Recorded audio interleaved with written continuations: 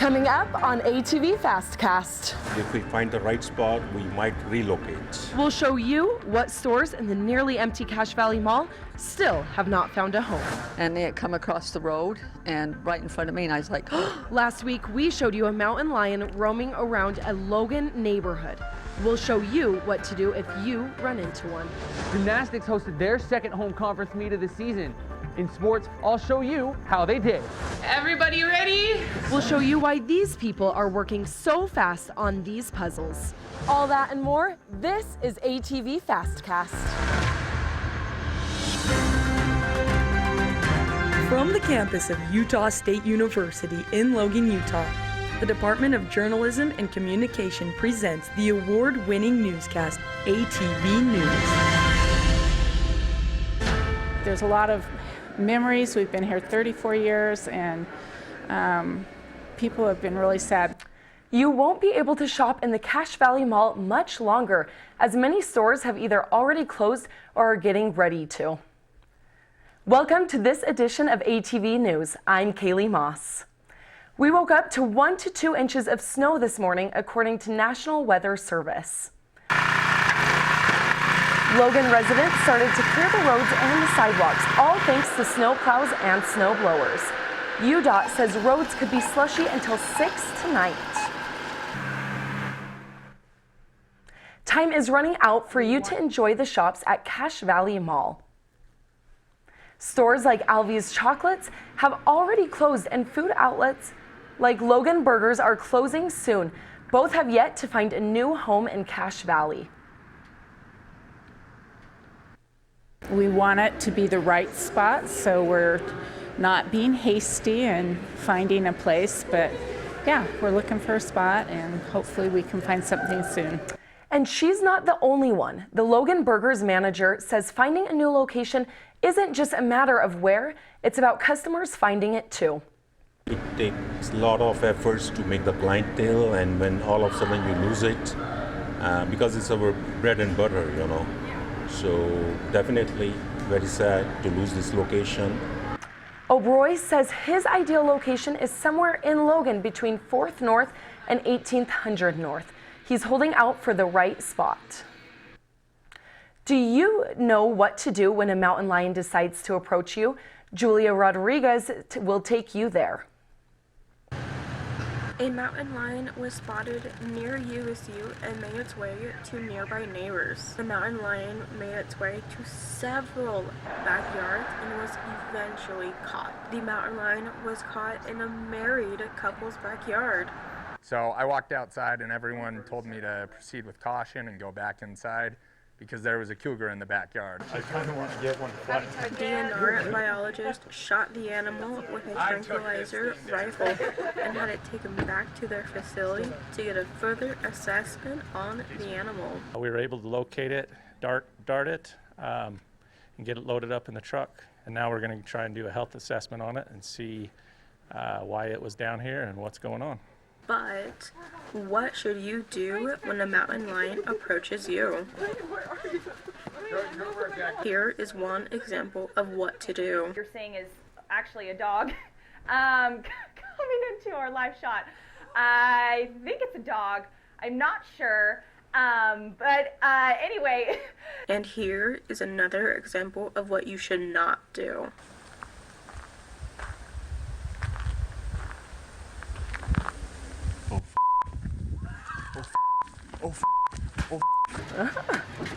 National Park Service has tips and guides of what you should do when a mountain lion approaches you. Is 1, stand your ground, or you can slowly back away from it. Julie Rodriguez, ATV News. How long did it take you to finish your last puzzle? These girls finished a 300-piece puzzle in less than 2 hours. They took first in the youth category at Puzzle Palooza. One organizer says the new event is one way Logan Parks and Recreation is responding to requests for winter activities that aren't sports. People have told me that they just really love puzzles. Other people have just told me that they just needed something to do in the winter. It gets cold up here. We're kind of trapped in the valley sometimes, so it's good to have something to encourage you to get out of the house. And go! People poured out pieces of pre-wrapped puzzles as they raced to finish one 500 and two 100-piece puzzles. Working with her dad, this Hiram woman says she enjoys doing something she loves and seeing how fast she can do it. I'm definitely here for fun. I want to see if I can put up a good performance today. I don't care if I win or not. Burton says she uses one technique. If she feels like she's slowing down, she moves on to something else. The next Puzzle Palooza will be at Lob Plaza when the weather warms up. Today, students bundled up as they walked to class. The current temperature is 35 degrees. And in sports, Ryan Lorensen joins us in studio to show you whether the Aggies beat the Aztecs. It was after shooting with your phone that you wanted to up your game, so you got a better camera. But your shots were shaky, so you got a tripod. But your audio was fuzzy, so you got a mic. But your shots were dark, so you got some lights. Okay. Now you got all this After weather. equipment, Okay. but you don't know how I'll look to at use you. it. Thanks, Anne. So you enrolled in Intro to Video.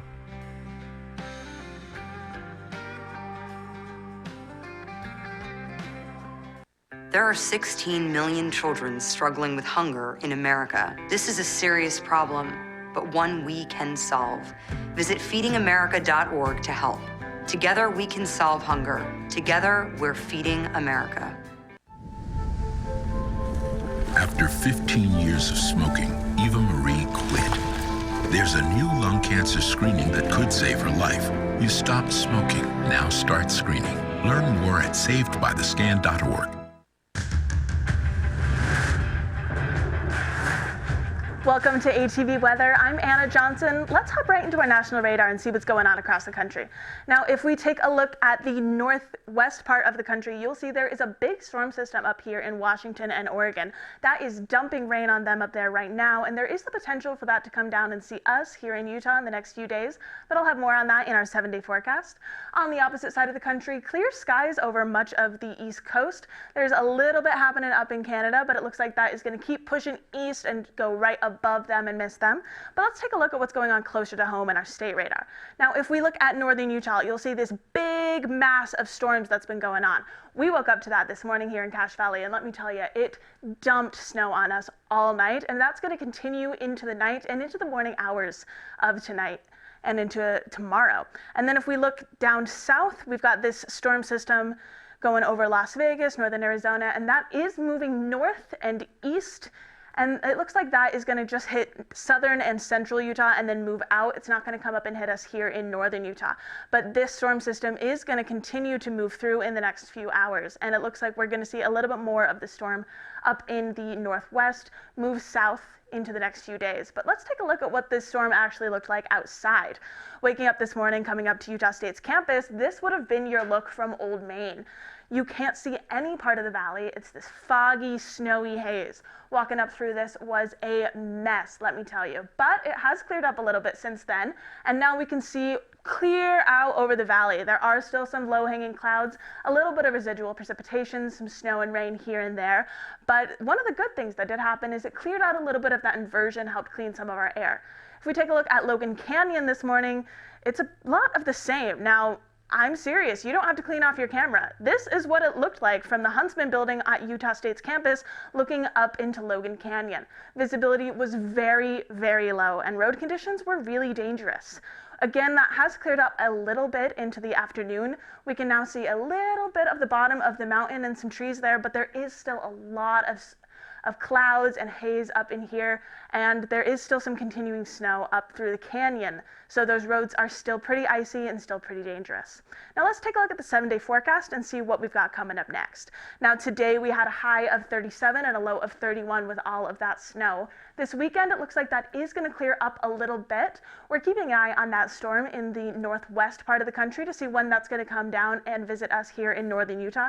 And it looks like we may be seeing that on Monday. We've got a high of 45 5 then, with some expected rain and snow showers. We've got snow up in the mountains, and we're expecting rain in the valleys because of these higher temperatures, but we'll keep an eye on that and see if that turns to snow. And then at the beginning of the week next week, we've got a little bit more of a cold front coming our way. You'll see that 18 low. That's much lower than it's been through the weekend and into the beginning of next week, so we'll keep an eye on those temperatures. You're all caught up here in weather. Back to you at the desk, Kaylee. Thanks, Anna. It's Engineers Week at Utah State. You can join in the activities now through Friday. Ultimate Trivia happened this afternoon and this evening. They will be holding cardboard boat races. Thursday morning, there are breakfast snacks by the Dean, the excellent egg drop in the afternoon, and community night starts at 5:30 p.m. Friday afternoon, you can try the Spaghetti Bridge Challenge, like these structures from 2020. The challenge uses dry noodles instead of toothpicks. The College of Engineering Awards banquet starts at 6 p.m.